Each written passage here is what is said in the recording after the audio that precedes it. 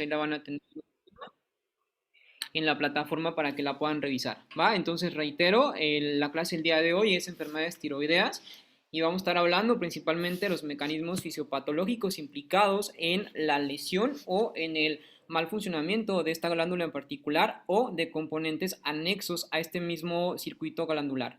Entonces, bien, entrando, ya está, perdón. Entrando en materia al respecto de las enfermedades tiroideas, es importante, primero que nada, entender un poco sobre el comportamiento habitual y ordinario de la glándula tiroidea. Y hay que entender que la glándula tiroidea es encargada o está encargada más bien de generar y de sintetizar algunas hormonas que van a tener actividad periférica a nivel de diferentes órganos de todo el sistema periférico. En ese sentido, la glándula tiroidea es capaz de promover la producción de tres hormonas principalmente, la T3, la T4 y la calcitonina. La T3 también entendida como triiodotironina, la T4 entendida como tetraiodotironina y la calcitonina, que si bien no la vamos a estar tomando en cuenta para la sesión del día de hoy, no vamos a hablar prácticamente hoy nada de la calcitonina, puesto que es una hormona que está un tanto más bien implicada en la homeostasis del sistema óseo y tienen que ver mucho más con el sistema óseo y la fisiopatología de la osteoporosis o la fisiopatología de la osteopenia o enfermedades particularmente relacionadas con el sistema óseo. No la vamos a tomar el día de hoy en cuenta, puesto que en su momento la estaríamos revisando cuando veamos aquellas patologías ya más en particular. Para fines prácticos de esta sesión únicamente vamos a estar hablando de las principales glándulas entendidas como la T3 o la T4 como parte de las glándulas que sintetiza la tiroides. Y en este mismo sentido, entonces, las hormonas tiroideas particularmente van a cumplir dos funciones, o particularmente más bien en dos estadios de la vida prioritaria. Particularmente en la etapa prenatal y en la etapa neonatal, la glándula tiroidea sintetiza hormonas para que éstas predominen en su efecto a nivel del desarrollo del sistema nervioso central. Más puntualmente, estas hormonas van a participar en el desarrollo de ciertas vías encefálicas y de ciertos componentes estructurales y la ausencia o el deterioro en el consumo de estas hormonas en particular puede llegar a generarle a el bebé tanto en etapa prenatal como en etapa perinatal trastornos importantes del sistema neurológico. Cuando hablo de trastornos importantes, hablo de trastornos, por ejemplo, en la conducta, en el desarrollo psicomotor, en diferentes áreas de la ejecución o de la comprensión. Entonces, es importante que los niveles de hormonas tiroideas estén adecuados durante la etapa prenatal en el sentido de la mujer gestante y luego posteriormente que estén en condiciones adecuadas en la etapa perinatal, es decir, una vez que el bebé ya ha nacido y cursa los primeros días de evolución o los primeros días de vida. Particularmente entonces es en donde se rescata los mejores efectos o la mayor importancia de las hormonas tiroideas.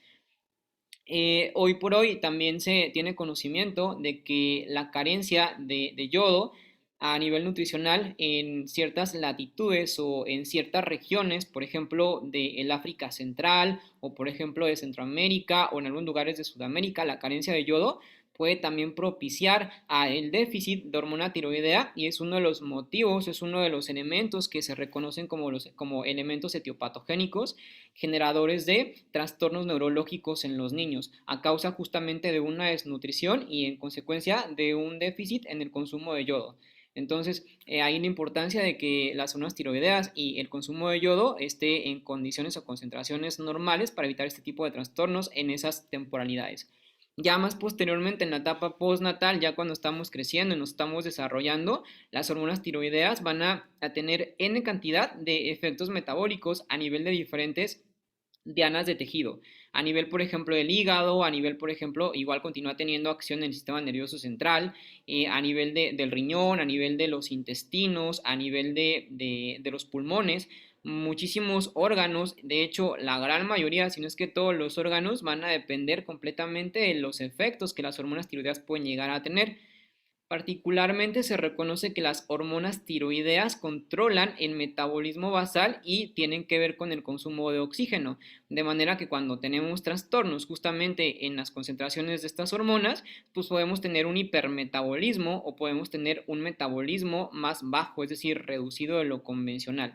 Entonces, como verán, las hormonas tiroideas de alguna u otra manera podríamos llegar a decir que manipulan o juegan con la orquesta del resto de las hormonas y el resto de los órganos. Muchos de los órganos, como ya lo mencionaba, la gran mayoría de ellos son dependientes de la acción de la hormona tiroidea. En consecuencia, las hormonas tiroideas van a orquestar un buen funcionamiento orgánico o un mal funcionamiento orgánico en su defecto cuando éstas tienen alguna forma patológica.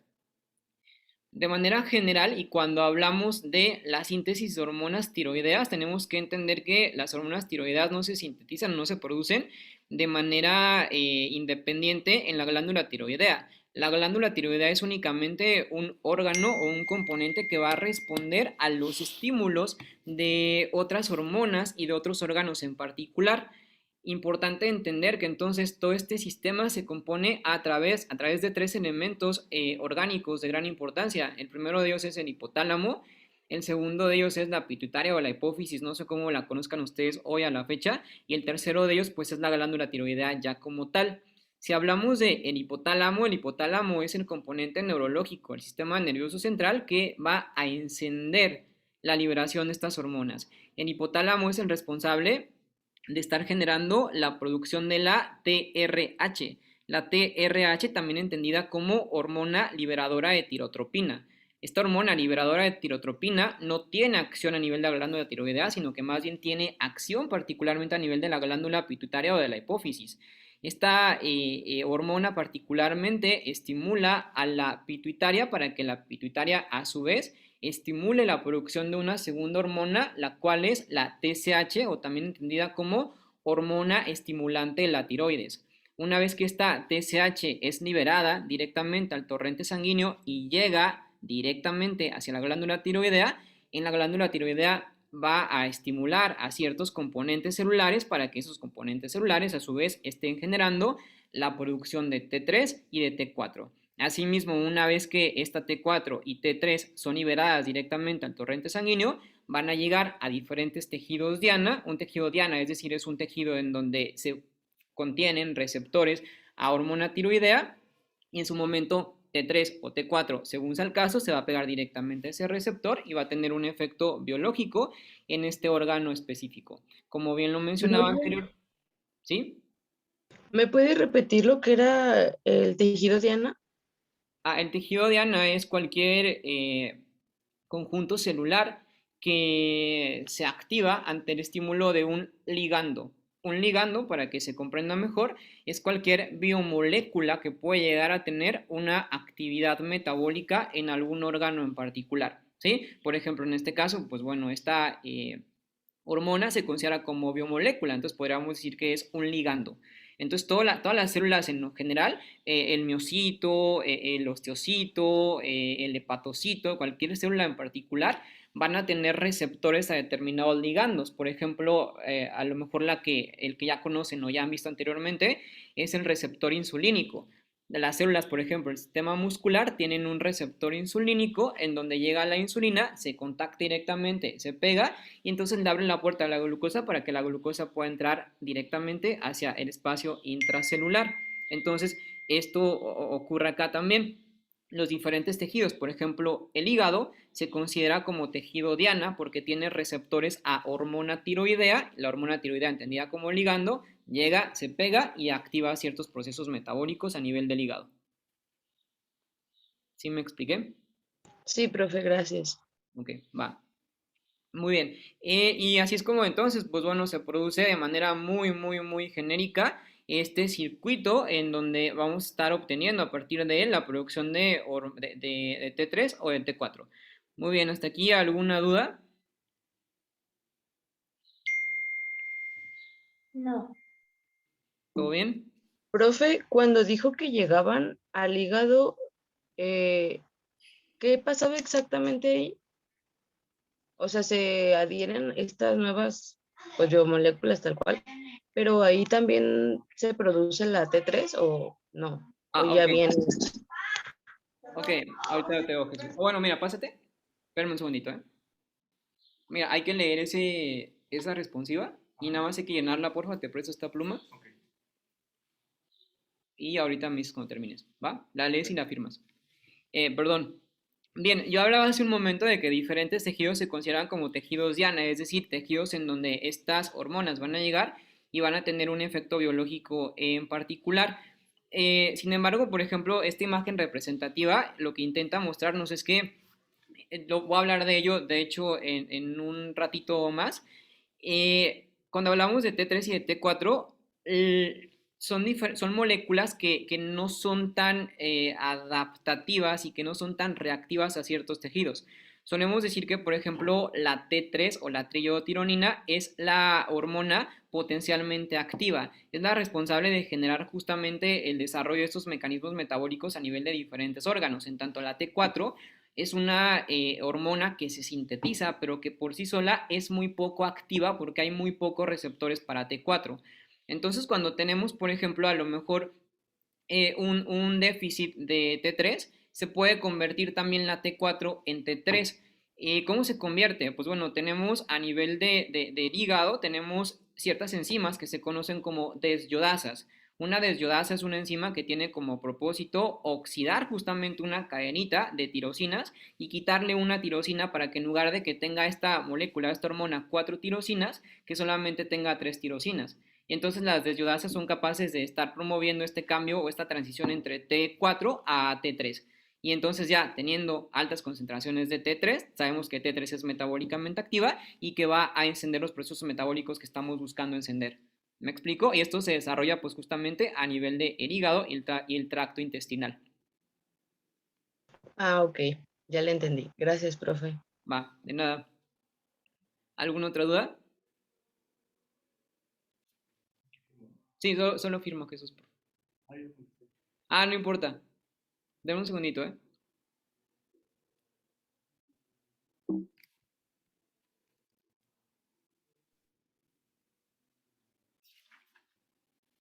Va, gracias. Nos vemos. Al ratito te escribo. Sí, ya, si quieres, llévatelo. De nada, bye. Perdón, entonces bien, les decía, este es como un esquema de lo que ocurre y de cómo es que se empiezan a sintetizar las hormonas y de en dónde es que tienen actividad biológica de manera protagónica. Lo volvemos a revisar así rápidamente. El hipotálamo es el componente en donde se inicia todo el circuito. El hipotálamo nos genera la producción de TRH, la TRH llega directamente a la hipófisis a su vez es estimulada y sintetiza la producción de TSH y la TSH estimula la tiroides como tal para estar promoviendo la producción entre T3 y T4, ¿va? Recuerden que también sintetiza la calcitonina, pero no estamos hablando particularmente de ella en esta sesión. Nos interesa principalmente hablar de T3 y de T4. Asimismo, una vez que T3 y T4 están sintetizadas, van a pasar directamente al torrente sanguíneo y van a tener efectos biológicos a nivel de diferentes órganos, ¿sale? En el caso, por ejemplo, de la T4 tiene funciones a nivel del sistema gastrointestinal y a nivel del cerebro, pero T3, por ejemplo, también tiene funciones a nivel del cerebro, pero a nivel de los pulmones y, por ejemplo, ya a nivel de corazón, ya a nivel de tracto intestinal, ya a nivel de órganos ginecológicos y demás, la T3 es la que tiene funciones más importantes. Por eso yo les mencionaba que la hormona que es metabólicamente y protagónicamente más activa es definitivamente T3. Por eso es que cuando se requiere, pues muy fácilmente a partir de las desyodasas, se puede convertir de T4 a T3. ¿Sale? Profe, ahí es por eso que, bueno, lo que estuve leyendo, en casos ya como muy severos, la tiroides incluso en las mujeres, porque da más en mujeres, incluso deja a las mujeres como infértiles, ¿no? O sea, Exacto, es una condicionante que puede llegar a ocurrir como parte del mismo proceso fisiopatológico de la enfermedad, ya sea la infertilidad o la disminución de las unidades ovulares para en consecuencia estar teniendo pues mayores posibilidades de embarazarse, entre muchas otras cosas, porque realmente afecta al sistema genitourinario en diferentes condicionantes, o sea, no únicamente a nivel de que disminuye las probabilidades de poder tener una fertilización, sino que también, por ejemplo, incluso a nivel de la libido, a nivel de la producción de ciertos fluidos y demás, también puede tener repercusiones. Entonces, afecta en general a todo el sistema genitourinario. Más tarde, cuando hablemos, por ejemplo, del hipotiroidismo, ya de manera más franca, vamos a ver algunas de las alteraciones clínicas que podemos estar observando en este tipo de pacientes. ¿Va? Entendido, bueno, ya lo anterior y sabiendo cómo se producen estas hormonas y qué órganos son los responsables de poder producirlas, es importante entender que una vez que las hormonas tiroideas T3 y T4 salen de la tiroides, se van a integrar directamente a los vasos, se van a entregar directamente al torrente sanguíneo y el torrente sanguíneo es el encargado de llevarlas directamente a los diferentes tejidos, llámese al hígado, llámese al riñón, llámese al cerebro, llámese al corazón. Estas hormonas tiroideas, la Pues, mayoría, sí, ¿esas tirosinas también tienen efectos musculares o sí, osteológicos? sí, también incrementan el metabolismo. Ahorita si quieres podemos, de los músculos, ahorita podemos platicar más al respecto. Ok, gracias. Va, de nada. Y entonces, bueno, les decía, una vez que salen estas hormonas ya directamente hacia el lecho vascular, hacia el torrente sanguíneo, la mayoría de ellas tienen que ir acompañadas. Es muy importante entender que la mayoría de las hormonas necesitan de cotransportadores, puesto que si no tuvieran cotransportadores, estarían perdiéndose en el lecho vascular y estaría disminuyendo la concentración de la misma. Por tanto, se requiere de un transportador que las esté acompañando permanentemente. Dos de los transportadores más importantes, o bueno, de hecho los únicos transportadores que generan la llevada de estas hormonas tiroideas hacia los diferentes tejidos, son el TBG y la albúmina. La albúmina y el TBG entiendan que son proteínas, se les conoce como globulinas. No sé si en alguna ocasión han escuchado el término de globulina, pero bueno, para tal caso, en el caso de la TRH, ya al español en la traducción, quiere decir globulina fijadora de tiroxina. Es una proteína que se llama globulina fijadora de tiroxina y esta se encarga de llevar aproximadamente el 70% de toda la hormona tiroidea, llámese T3 y llámese T4. Estas se unen directamente a estas hormonas y van a transportar directamente a esta hormona a los diferentes tejidos. En tanto, la prealbúmina y la albúmina se van a encargar particularmente, estar llevando aproximadamente un 25% de toda la hormona tiroidea. Y finalmente, el 5% de toda la hormona tiroidea puede ser llevada por sí sola, puede avanzar por sus propios medios y principalmente la hormona que suele ir libre es la T4, es la que principalmente puede viajar solita y de hecho cuando hacemos por ejemplo alguna analítica sanguínea para garantizar o para confirmar los niveles o concentraciones sanguíneas de estas hormonas, la T4 es un buen marcador para evaluar más o menos los niveles que el paciente tiene y por ejemplo para el tema de luego dar farmacología al paciente cuando el endocrinólogo pues, le da alguna forma de fármaco para regular estos niveles. Entonces, son los componentes que van a estar encargándose de llevar y transportar a estas hormonas directamente hacia los sitios de acción. Les mencionaba anteriormente también que particularmente la hormona T3 es la que suele ser más activa, en tanto la T4 no es realmente tan activa, pero se puede reconvertir hacia T3 para que si se necesita, pues se pueda tener ahí el abastecimiento de hormona tiroidea. ¿Sale? Estas hormonas en particular, hablamos prioritariamente de que suelen tener actividades orgánicas y que llegan a diferentes órganos y que estimulan el metabolismo o lo mismo pueden llegar a disminuir el metabolismo. Es decir, la presencia de estas hormonas pueden incrementar hasta un 60% el metabolismo basal o la ausencia puede llegar a disminuir hasta un 40-50% el metabolismo basal. ¿A qué me refiero con esto? Cuando hablamos de metabolismo basal, hablamos de la cantidad de energía que se requiere, por ejemplo, un día habitual para sobrevivir. En este momento, por ejemplo, yo ahora que estoy sentado, ustedes que están ahora sentados tomando clase, requieren de cierta cantidad energética para poder estar teniendo retención y atención a lo que yo estoy diciendo. Sin embargo, no están gastando mucha energía porque están prácticamente sentados. Entonces, el metabolismo basal es la cantidad energética, la cantidad de sustrato que se requiere para estar manteniendo mis funciones vitales, ¿sale? Simplemente respirar, simplemente que mi corazón esté latiendo, que mi hígado esté trabajando de manera adecuada y etcétera. Cuando yo, por ejemplo, hago algo de actividad física, me muevo, empiezo a gritar, empiezo a moverme, en automático mi metabolismo basal incrementa y necesito de mayor energía para poder solventar esas necesidades energéticas. Por eso necesitamos comer y la comida tiene que ir emparejada a mis propias necesidades. Cuando tenemos entonces un incremento en las hormonas tiroideas, estas pueden llegar a incrementar por mucho mis necesidades metabólicas y en consecuencia pues necesitan más energía porque el cuerpo está gastando más energía de manera patológica. O en su defecto, cuando tenemos un hipotiroidismo, por ejemplo, que disminuye el metabolismo basal, necesito disminuir mi ingesta dietética, mi ingesta de energía para no estar ganando peso porque en consecuencia yo ya tengo un 40-50% de menor actividad metabólica. Ahí se, se salió de la pantalla o solamente a mí. Sí, se salió de Sí, la Se salió, profe.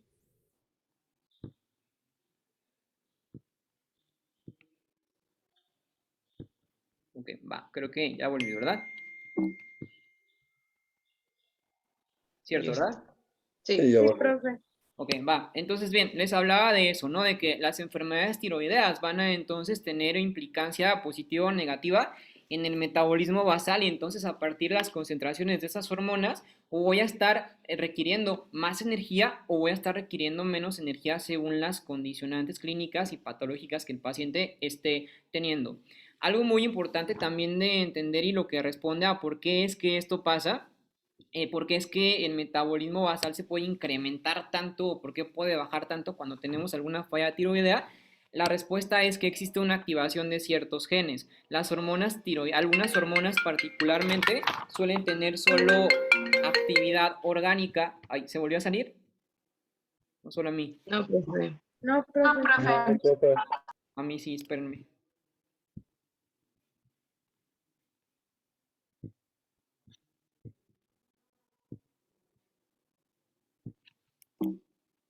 Ahí ya la ven otra vez.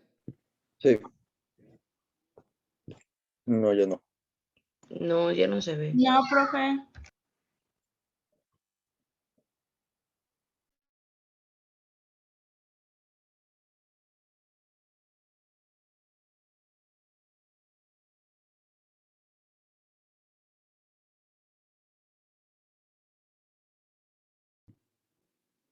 Ok, ya quedó, ¿verdad? Ya. Ah, Sí, excelente. profe, ya. Va, entonces les decía, estos cambios tan dramáticos que pueden coexistir en relación al aumento del metabolismo, a la disminución del metabolismo, tienen que ver con que las hormonas tiroideas activan también ciertos genes que se van a encargar justamente de generar cambios ya pues más importantes, más moleculares, que tienen una, como les digo, una incidencia, una relación directamente con un incremento del consumo energético o con una disminución del incremento energético. Entonces, por eso es que pueden llegar a generar tantos estragos. Y el problema también es que la mayoría de los órganos, como ya bien les decía, pues dependen completamente de la hormona tiroidea. Para que ciertos procesos metabólicos en los diferentes órganos estén desarrollando de manera adecuada, pues es necesario tener concentraciones adecuadas de T3 o de T4 según sea el caso. Por eso es justamente la importancia y por eso es que consideramos que la glándula tiroidea es como el órgano encargado de estar orquestando que todos los sistemas y que el resto de los órganos estén trabajando de manera adecuada. Podríamos decir que son como los líderes de la hormona tiroidea, es como la líder de la orquesta en general y manipula el buen funcionamiento o mal funcionamiento del resto de los órganos en particular. Eh, Entendiendo entonces eso, es muy importante también entender cómo se produce la hormona tiroidea, ya sea T3 o T4, porque a partir de la comprensión de esa síntesis de esas hormonas es que luego podemos comprender cómo se desarrollan los mecanismos fisiopatológicos implicados en las enfermedades tiroideas. Y en ese sentido lo señalé aquí con una numeración en particular, la cual creo que con este esquema nos puede ayudar bastante a entender el proceso. Bien, en el punto número uno, cuando se empieza a generar la síntesis, bueno, antes que nada, quienes no conocían de manera celular a el tirocito o a la célula perteneciente a la glándula tiroidea, se los presento. Es básicamente este, ¿va? Esta célula en particular, esta célula tiroidea, tiene acá una parte o una región central y tiene una región folicular, que es la que está por acá de este lado. En la imagen no se ve, pero realmente también existe una región parafolicular, que es una región que está como en el espacio externo de la célula. Entonces, digamos que la célula se compone de estos tres componentes, de la región central o endoplásmica, de la región folicular y posteriormente de la región parafolicular, que no se observa en esta imagen, pero tienen que saber que también tiene una región parafolicular. En ese sentido, entonces, pues bueno, ¿cómo se sintetiza, cómo se genera una hormona tiroidea? Bien, a través del torrente sanguíneo, ¿sí? Se distribuye y empieza a viajar el yodo. El yodo es el componente, uno de los componentes más importantes para la síntesis de la hormona tiroidea. El yodo, una vez que llega directamente al tirocito, repito, el tirocito entendido como la célula de la glándula tiroidea, una vez que llega directamente al tirocito, no es capaz de entrar por sí mismo, es decir, requiere de un cotransportador y de que una bomba se pueda abrir para que le permita el paso directo. Y en ese sentido es el sodio quien se va a encargar de abrir esta compuerta para que el yodo pueda ingresar directamente al espacio intracelular. Una vez que entonces el yodo llega, abre la puerta y el yodo es capaz de entrar directamente acá a la región citoplasmática, a la región intracelular, a la región interna. En este mismo momento, cuando se está ingresando el yodo, acá en la parte central o en la parte endoplasmática, se está generando la producción de una molécula que se llama tiroglobulina. La tiroglobulina básicamente se deriva del conjunto entre un hidrato de carbono y una proteína, por eso se conoce como glicoproteína, ¿sí? Esta tiroglobulina, digamos que es una cadenita que se compone de diferentes aminoácidos, particularmente de la tirosina. Esta tiroglobulina tiene moléculas de tirosina, las cuales van a funcionar para en su momento empezar a armar a estas hormonas tiroideas. Entonces, repito, en tanto el yodo estaba entrando directamente al espacio intracelular, acá dentro esta tiroglobulina ya está preparando para unirse directamente al yodo, ¿sale? Bien, en el paso número 3, pues bueno, ya tenemos acá adentro a la tiroglobulina y ya tenemos al yodo. Estos pasan directamente acá al espacio folicular. En el espacio folicular se reconoce en la literatura, seguramente lo leyeron, a lo mejor lo han escuchado, se reconoce como el espacio funcional o la unidad funcional, porque es en donde se desarrolla la magia, es decir, es en donde se forma la hormona tiroidea ya como tal. En ese sentido, entonces, pues bueno, una vez que llega acá directamente hacia la zona folicular, acá ya hay hay una combinación o hay un mecanismo que se conoce como iodación. En ese sentido, lo que se hace es que de esta tiroglobulina que teníamos se desprende una tirosina y la tirosina se une directamente al yodo. Y en ese sentido, esta yodación va de paso en paso. Por ejemplo, primero tenemos la formación de una modo yodotirosina. Luego, posteriormente, tenemos la unión de dos tirosinas y nos da como tal una diyodotirosina. Y luego ya posteriormente nos vamos hacia la formación de una T3 o a la formación de una T4. En ese sentido, entonces, el nombre de la hormona lo va a dar la cantidad de tirosinas que tenga. Entonces, es el yodo con una tirosina, pues sería entonces mono yodotirosina. Si tuviera dos, pues sería entonces diyodo. Si tiene tres, es triyodo. Y si tiene cuatro, es tetrayodo. ¿Me explico? Y así es como se van formando entonces las diferentes hormonas. Básicamente, una molécula únicamente con una tirosina o con dos tirosinas no tiene función metabólica, digamos que podría ser una hormona, pero metabólicamente inactiva. ¿Sale? Entonces, una vez que tenemos la unión entre las 3 o 4 moléculas más el yodo, ya tenemos la hormona como tal, lista para poder salir directamente al torrente sanguíneo y tener función a nivel de los diferentes tejidos diana. ¿Va? ¿Queda claro? Ya sé que es un poco como complicado entender a lo mejor un poco esto, pero por eso la imagen y por eso intenté como sintetizarlo de esta manera. Profe, sí le entendimos Profe, hasta en su video. sí, es ¿Eh? bueno, esta parte del video yo sí la entendí. En la de que era monoiodotirosina, algo así, pero Ajá. en el video le ponían como MIT y la que tiene dos era DIT y ya dijeron que si sumas una MIT y una DIT sale la triiodotironina y si sumas dos DIT es la tretaiodotironina. Sí, o sea, también completamente válido. Sí, también tiene la misma lógica. Es decir, se puede generar de esa misma manera. Están en lo correcto. Y profe, una cosa que también mencionó el video era que, bueno, esto como que lo remarcaron, que decía que lo que permite usar el yodo es la oxidación, o sea que sin oxidación no se puede usar el yodo. Sí, oye Karen, el tiempo se está acabando, ya te queda como 10 segundos. Voy a reiniciar las sesiones, date y ahorita platicamos sobre eso.